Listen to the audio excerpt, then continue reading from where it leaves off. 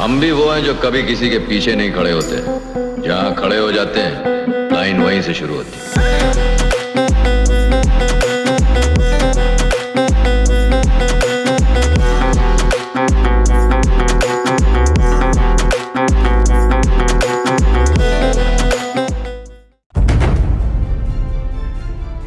एक खबर आई, वो खबर आते ही सारा भारत जहां था वहीं रुक गया। दुनिया भर में रहने वाले जितने भारतीय हैं सब शोक में डूब गए, मातम में डूब गए। हर मंदिर, हर गुरुद्वारा, हर गिरजाघर, हर पूजा स्थल सिर्फ प्रार्थना में डूब गया। हर और लोग यहां तक कि सड़कों पर एक जान को बचाने के लिए प्रार्थना कर रहे थे। दीवानगी इस हद तक कि लोग अपने हाथ पैर काट कर देने को तैयार थे। कौन था वो व्यक्ति जिसके लिए देश, जात पात, ऊंच नीच, छोटा बड़ा सब भूलकर एक हो गया? इतनी दीवानगी, इतना पागलपन, इतना जुनून। दोस्तों, वो व्यक्ति एक एक्टर था जो एक पिक्चर की शूटिंग के दौरान एक टेबल के कोने से टकराकर घायल हो गया। और वो क्या घायल हुआ, करोड़ों लोगों की आत्मा घायल हुई। आज मैं बात कर रहा हूं actor of the century, Padma Vibhushan, 79 years की उम्र में सबसे युवा, टीवी के सबसे बड़े स्टार, फिल्मों के एक ऐसे स्टार जिनके आगे लोग नतमस्तक होते हैं, सबसे ग्रेसफुल, सबसे हम्बल, दी अमिताभ बच्चन की। और ये उज्जवल पाटनी शो क्रांतिकारी है क्योंकि ये अमिताभ बच्चन जी की सफलता पर फोकस नहीं करेगा, ये उनके स्ट्रगल्स पर फोकस करेगा, उनके रिजेक्शंस पर फोकस करेगा, उनके कम बैक पर फोकस करेगा, उनकी बिजनेस और लाइफ स्ट्रेटेजीज पर फोकस करेगा। और यदि आप अमिताभ बच्चन को लाइक करते हैं तो आज का ये वीडियो आपको इंस्पायर करेगा। आप जिस फील्ड में हैं उस फील्ड के अमिताभ बनने की कोशिश करें। दोस्तों, अमित जी के जीवन से वैल्यूएबल लेसन्स लें, उसके पहले मैं आपको कुछ इंपॉर्टेंट इंफॉर्मेशन दे दूं। यदि ये वीडियो आप तक किसी के माध्यम से पहुंचा है, तुरंत उज्जवल पाटनी यूट्यूब चैनल सब्सक्राइब करें। 400 से ज्यादा बिजनेस और लाइफ पर वीडियो आपका वेट कर रहे हैं। 30 से ज्यादा बायोग्राफीज है जो आपका जीवन बदल सकती हैं। यदि बेल आइकन अब तक नहीं दबाया हो, दबा दीजिए, नहीं तो नोटिफिकेशन नहीं आएगा, नए वीडियो पता नहीं चलेंगे। अमित जी की पढ़ाई खत्म हो चुकी थी, जिंदगी के असली स्ट्रगल में उतरने की बारी थी। वो शुरू के अमिताभ बच्चन को याद कीजिए, दुबले पतले, इतने लंबे, आसपास की सब हीरोइनें कंधे तक भी ना आए। और ऐसे में उनकी फिल्मों में आने की इच्छा थी। उनके पिता जो कि एक प्रसिद्ध कवि थे, वो पृथ्वीराज कपूर जी के पास गए, कहा यार मेरे बेटे की पिक्चर में आने की बहुत इच्छा है, एक आध रोल दे दो। तो पृथ्वीराज जी ने उस वक्त कोई तवज्जो नहीं दी। कौन जानता है कल कौन सुपरस्टार होगा, आप कल सुपरस्टार होंगे कौन जानता है। अमिताभ बच्चन उसके बाद रेडियो प्रेजेंटर बनने की तमन्ना पालने लगे और ऑल इंडिया रेडियो के ऑफिस में पहुंचे। आपको याद होंगे वो भारी आवाज वाले अमीन सयानी। तो अमीन सयानी जी ने अमिताभ बच्चन को एक बार नहीं, दो बार नहीं, बहुत बार रिजेक्ट कर दिया, यहां तक कि मिलने का टाइम भी नहीं दिया। अमिताभ बच्चन रेडियो में नहीं जा पाए और अमीन सयानी जी को आज तक इस बात का अफसोस है कि मैंने अमित जी को टाइम नहीं दिया। लेकिन इस बात की खुशी है, यदि मैं टाइम देता वो रेडियो में फेमस हो जाते, बिजी हो जाते और विश्व का इतना बड़ा सुपरस्टार रेडियो में खत्म हो जाता। सही बात तो है। कौन जाने आज आपको जो रिजेक्शन मिला है, कौन जाने आज आपकी जो ईगो हर्ट हुई है, नकारा गया है, वो इसलिए गया है क्योंकि ये प्रकृति, ये परमात्मा आपको कुछ बड़ा देना चाहते थे, आपको कुछ बेहतर देना चाहते थे, आपको कुछ ज्यादा महत्वपूर्ण देना चाहते थे। इसलिए उसकी रजा में यकीन कीजिए और हर रिजेक्शन को ये मानिए ये किसी बड़ी अपॉर्चुनिटी के लिए किया गया है। तो क्या अमित जी हिम्मत हार गए? नहीं, वो कोलकाता पहुंचे, वहां पर एक कंपनी में बिजनेस एग्जीक्यूटिव का काम करने लगे और बचे हुए टाइम में थिएटर करते थे, अपनी आवाज को निखारते थे, खुद पर काम करते थे। और ऊपर वाला एक दिन सुनता जरूर है। उनको फिर मौका मिला और इस बार एक वॉइस आर्टिस्ट के रूप में मौका मिला और यहां से कारवां शुरू हुआ। अमित जी अब 30 साल के हो गए थे। क्या सब कुछ अच्छा चल रहा था? नहीं चल रहा था। क्या जो काम वो कर रहे थे राइट थे, सफल थे? असफल थे और टैग मिल गया था फेल्ड न्यूकमर। क्यों ना मिलता? एक दो नहीं, 12 फिल्में फ्लॉप हुई थी। एक दो फिल्में जो हिट भी हुई उसमें वो छोटे छोटे सपोर्टिंग रोल में थे। कोई और होता, हिम्मत हार जाता, खत्म हो जाता। अमित जी हर पिक्चर में अपना 100% देते रहे और कोई ना कोई आपकी प्रतिभा को जरूर पहचानता है। सलीम जावेद उस वक्त असली सुपरस्टार थे। उन्होंने अमित जी की प्रतिभा को पहचाना और जंजीर के लिए उनको रिकमेंड किया। जंजीर आई, Amitabh Bachchan angry young man के रूप में एस्टेब्लिश हुए और जंजीर उस साल की सबसे बड़ी ग्रॉसर बनी। लेसन क्या है? हो सकता है लगातार असफलताएं हाथ लग रही हो, लेकिन आप अपना 100% देते रहिए, क्योंकि सिर्फ आप अपनी जिम्मेदारी ले सकते हैं। आप जब अपना 100% देते रहेंगे, कोई ना कोई आपके टैलेंट को जरूर स्पॉट करेगा। याद रखिए, आप जब अपना 100% देते रहेंगे तो 8-10 फेलियर के बाद एक आध अपॉर्चुनिटी ऐसी जरूर आएगी जो सब कुछ बदल देगी। पुली की चोट से उबरने के बाद एक नई समस्या सामने आ गई। मानो भगवान उनको सुपरस्टार बनाने के पहले उनकी बारंबार परीक्षा लेना चाहता हो। आपकी बारंबार परीक्षा हो रही हो ना, समझ के चलना कुछ तो बड़ा रास्ते में है, कुछ तो बड़ा इंतजार कर रहा है। अमिताभ बच्चन को माइस्थेनिया ग्रेविस डायग्नोस हो गया। ये मसल्स की बीमारी है जिसमें मसल्स कमजोर हो जाती है, वीक हो जाती है, आप थकने लग जाते हैं। अमिताभ बच्चन मेंटली टूट गए, अमिताभ बच्चन फिजिकली वीक हो गए और अमित जी ने तय किया कि फिल्मों को अलविदा कह देता हूं। पेसिमिस्टिक भी बहुत हो चुके थे, हर पिक्चर आती थी और कहते थे ये तो फ्लॉप होगी, ये तो फ्लॉप होगी। हम सब पता है इन्हीं दौरों से गुजरते हैं, ये पड़ाव हम सब की जिंदगी में आते हैं। इन्हीं में कुछ लोग बिखर जाते हैं, इन्हीं में कुछ लोग निखर जाते हैं। यहीं पर अमिताभ बच्चन ने निर्णय लिया कि फिल्मों को छोड़कर पॉलिटिक्स में जाऊंगा। डिसीज से इतना बड़ा कमबैक, एक फील्ड छोड़ी दूसरी फील्ड में जाके सफल होने का निर्णय लिया। तो क्या अब सफलता उनका इंतजार कर रही थी? क्या यहां पर तकलीफें खत्म होने वाली थी? आगे देखिए। और मेरे साथ अमित जी का क्या रिश्ता है, यह जानने के लिए आपको वीडियो के एंड तक जाना पड़ेगा, जरूर जाइएगा। 1984 इलाहाबाद की सड़कों पर दिन भर जाम लग रहा था। लोग यूं खिड़कियों से नीचे झांकते रहते थे, भाई एक झलक मिल जाए। क्यों ना हो, सुपरस्टार फिल्मी पर्दे से निकलकर असल जिंदगी में चुनाव लड़ रहे थे। अपने दोस्त राजीव गांधी के कहने पर हेमवती नंदन बहुगुणा के अगेंस्ट इलाहाबाद से लोकसभा का चुनाव लड़ा, चुनाव जीत गए। क्या जिंदगी सरल हो गई? क्या सफलता हासिल हो गई? नहीं, टेस्ट बाकी थे। महज 3 साल हुए थे, बोफोर्स का मामला उछला, राजीव गांधी जी से दोस्ती में दरार आई और इन्होंने 1987 में पॉलिटिक्स छोड़ने का निर्णय ले लिया और स्वीकार किया, I was a failure in politics. मैं पॉलिटिक्स में असफल रहा। फिर से फिल्मों में कमबैक किया। 1988 में शहंशाह आई। याद करिए वो सीन, पूरा लेदर के ड्रेसेस में, एक हाथ में सांकल और एक गाना चलता था अंधेरी रातों में, और वो पिक्चर तहलका मचाते हुए देश में सुपरहिट हो गई। कम बैक कीजिए, कितनी भी बुरी तरह असफल क्यों ना हो, कम बैक कीजिए। शहंशाह कहते हैं। 1992 देश में लिबरलाइजेशन का दौर था। अमित जी को लगा मैं भी बिजनेस ओनर बनूंगा, एंटरप्रेन्योर बनूंगा।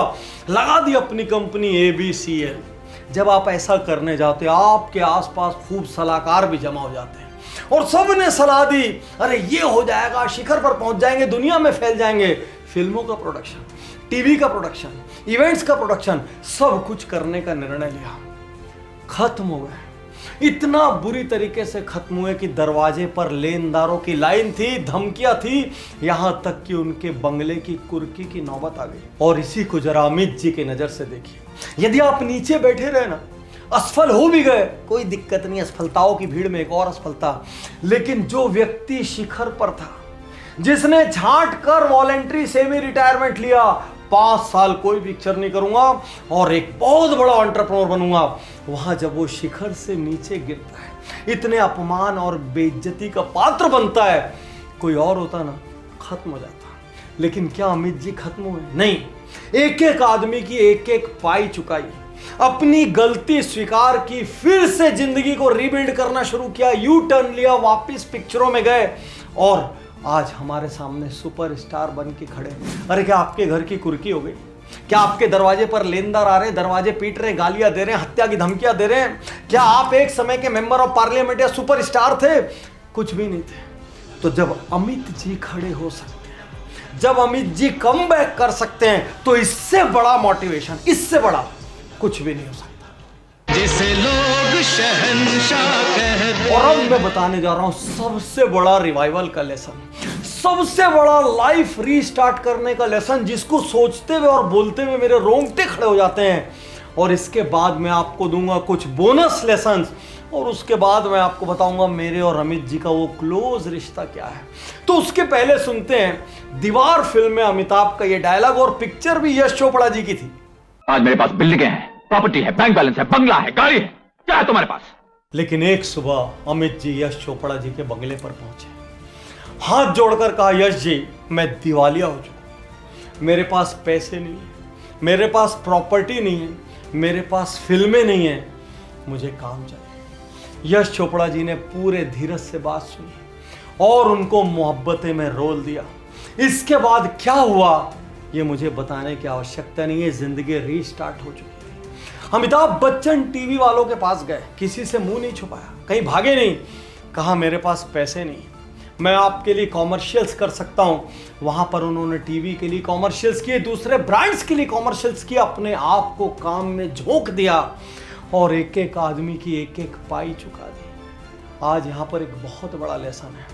आप कितने भी बड़े ज्ञानी, डिग्रीधारी, प्रसिद्ध क्यों ना हो, यदि जिंदगी में दिक्कत है तो अपनी ईगो छोड़कर उन वेल विशर्स के पास पहुंचिए जो आपकी मदद कर सकते। ईगो छोड़कर पहुंचिए, ईगो कोई काम नहीं आएगी। और दूसरी बात, यदि किसी के पैसे देने हैं, यदि आसपास के किसी भी कारण की वजह से, परिस्थिति की वजह से, सरकारी नीतियों की वजह से, आपके गलत निर्णयों की वजह से आप खत्म हो गए हैं, तो भी नियत साफ रखिए। याद रखिए, नियत होगी तो बरकत हो। हर जुल्म मिटाने। इतनी सारी चोट, बीमारियां, पॉलिटिकल फेलियर, बिजनेस फेलियर, इन सब के बाद भी आज शिखर की तरह हम सब के सामने खड़े हैं आज के अमिताभ बच्चन, दी सुपरस्टार। आप जान के हैरान रह जाएंगे, केबीसी के हर सीजन का 350 करोड़ से ज्यादा वो लेते हैं। टीवी पर सबसे ज्यादा एंडोर्समेंट्स में वो नजर आते हैं। दुनिया के 8 रिचेस्ट एक्टर्स में से एक हैं। और वो क्या लेसन दे रहे हैं आपको आज के बोनस लेसन, क्योंकि इन लेसन से आपकी लाइफ में बोनस ऐड होगा। और उसके बाद मैं आपको बताऊंगा मेरा व्यक्तिगत रिश्ता। सबसे पहला bonus lesson, value of time. आज जरा सा भी लोग समृद्ध होते हैं, उनको नशा चढ़ जाता है, रईसी चढ़ जाती है, एरोगेंस आ जाता है, लेट जाने लग जाते हैं। इंडियन टाइम नाम का शब्द इस्तेमाल करते, इतने कैजुअल होते टाइम के प्रति। अमित जी को देखिए, अमित जी से सीखिए। चाहे एक छोटे से जर्नलिस्ट से मुलाकात हो या एक बहुत बड़ी पिक्चर की शूटिंग हो, अमित जी कभी कहीं लेट नहीं होते। Value of time, the first bonus lesson. Value of preparation, हमको जरा सा भी आता है हम ओवर कॉन्फिडेंट हो जाते हैं। लेकिन आज भी अमित जी, एक छोटा रोल हो चाहे बड़ा रोल, एक छोटा कॉमर्शियल हो चाहे बड़ा कॉमर्शियल, एक छोटा डायरेक्टर हो चाहे बड़ा डायरेक्टर, एक छोटा आर्टिस्ट हो चाहे बड़ा आर्टिस्ट, आज भी सबके साथ बैठते हैं, रोल्स की रीडिंग करते हैं, घंटों डिस्कशन करते हैं ताकि अपने कैरेक्टर के साथ न्याय कर सके। और उनकी इसी आदत से मैंने सीखा, कोई भी कंपनी मुझे कभी भी बोलने के लिए इन्वाइट करती है, मैं कोई भी सेशन में जाता हूं, आज भी भले मुझे पब्लिक स्पीकिंग में 20 साल हो गए हों, आज भी मैं हर जगह तैयारी करके जाता हूं, अपने कैरेक्टर में उतरता हूं और केवल एक चीज सोचता हूं, आज के मेरे प्रोग्राम से जिस कंपनी ने मुझे इनवाइट किया है उसको मैक्सिमम बेनिफिट होना चाहिए। जो पार्टिसिपेंट अटेंड कर रहे हैं उनकी जिंदगी में क्रांति आनी चाहिए। अगला bonus lesson, value of work. Amit ji का एक डायलॉग मुझे बहुत पसंद है, वो कहते हैं काम नसीब वालों को मिलता है। तो यदि आपको आज काम मिल रहा हो ना, अपनी पीठ थपथपाइए, क्योंकि आप नसीब वाले हैं। और ये वो हर दिन दिखाते हैं। मैं उनके बारे में पढ़ रहा था, मैंने देखा वो आज भी -16 डिग्री के टेम्परेचर में भी बिना चेयर पर बैठे 8-8 घंटे काम करते हैं, पूरी शिफ्ट अटेंड करके घर जाते हैं। आधी रात भी हो जाए तो भी सुबह उठकर वो अपना योगा मेडिटेशन प्राणायाम जरूर करते हैं, काम की रिस्पेक्ट। और उनके नीचे जितने भी लोग हैं वो उनसे compete करते हुए हार जाते हैं, नमस्ते कर देते हैं। यदि आज आप मुझसे पूछेंगे कि पार्टनर सर आपको अमित जी की सबसे बड़ी क्वालिटी क्या लगती है, कोई एक चीज जो लेना चाहेंगे, मैं अमित जी का कमबैक तो लेना चाहूंगा। निश्चित रूप से कोई भी परिस्थिति हो कम बैक कर सके, लेकिन उससे भी बड़ी चीज मैं अमित जी से एक चीज लेना चाहूंगा, ह्यूमिलिटी एंड ग्रेस। उनकी विनम्रता और उनकी गरिमा, उनको देखकर ही मानो नमन करने को दिल करता है, उनको देखकर अंदर से सम्मान आ जाता है। वो जब केबीसी में लोगों को जिताने के लिए जतन करते हैं, वो जब ऐसे क्लूज देते हैं जिससे पार्टिसिपेंट को सपोर्ट मिलता हो, ऐसा लगता है कोई प्योर सोल है जिसके अंदर परमात्मा का निवास है। और दोस्तों यही ह्यूमिलिटी, यही ग्रेस मैं अमित जी से लेना चाहूंगा। और अब मैं आपको बताता हूं क्यों अमित जी मेरे जीवन का अहम हिस्सा है, क्यों मेरे ट्रेनिंग करियर के पहले दिन से लेकर आज तक मैंने एक पल भी उनका साथ नहीं छोड़ा। मेरी जितनी भी पुस्तकें, चाहे जीत या हार, रहो तैयार, पावर थिंकिंग हो, जुड़ो जुड़ो जीतो, हर बुक में कहीं ना कहीं अमित जी का जिक्र जरूर है। दोस्तों 2006 से लेकर आज तक मैंने सैकड़ों पब्लिक स्पीकिंग कोचिंग प्रोग्राम किए हैं जिसमें अलग अलग फील्ड की सेलिब्रिटीज ने हिस्सा लिया। जानते हैं उसमें अमित जी हर वक्त मेरे साथ रहे। कैसे रहे? उनका 1 घंटे का सेशन हमेशा हमेशा मेरे प्रोग्राम का हिस्सा रहा है। 1 घंटे तक पब्लिक स्पीकिंग के डेमो के रूप में अमित जी के कुछ वीडियोस में दिखाता हूं। मैं लोगों को अमित जी के माध्यम से सिखाता हूं कैसे पॉज यूज करें, कैसे प्रेशर यूज करें, कैसे वेरिएशन यूज करें। थैंक यू अमित जी, जीवन का हर पल हिस्सा बनने के लिए। हम सौभाग्यशाली हैं कि आपके युग में पैदा हुए, आपको देख पाए, आपको समझ पाए, इंटरेक्ट कर पाए और आपको सराह पाए। Thank you once again. जिंदगी की गाड़ी चल रही है, हम सब एक ही डिब्बे में, लेकिन अपना अपना बोझ अपने सर पर उठाए बैठे। तो भैया मैं तो बस यही समझता हूं और यही आप सब लोगों से कहना चाहता हूं कि अच्छा तो यही होगा कि हम और आप अपनी अपनी खुदगर्जी का बोझ सर से उठा के नीचे रख दें और यह देखें कि जिंदगी की जिस गाड़ी पर हम चल रहे हैं वो सही पटरी पर चल रही है या नहीं। इसलिए कि अगर वो सही पटरी पर नहीं चल रही है तो ना आप अपनी मंजिल तक पहुंच पाएंगे और ना मैं। और अगर गाड़ी की पटरी सही है तब हम सब अपनी मंजिल तक पहुंचेंगे एक साथ। हम आम, छोटे और मामूली इंसान, हमारे सुख दुख एक है, हमारा नसीब एक है और जिस दिन हम एक हो गए उस दिन दुनिया की कोई भी ताकत ना हमें लूट सकती है, ना दबा सकती है, ना मिटा सकती है। मैं तैयार हूँ।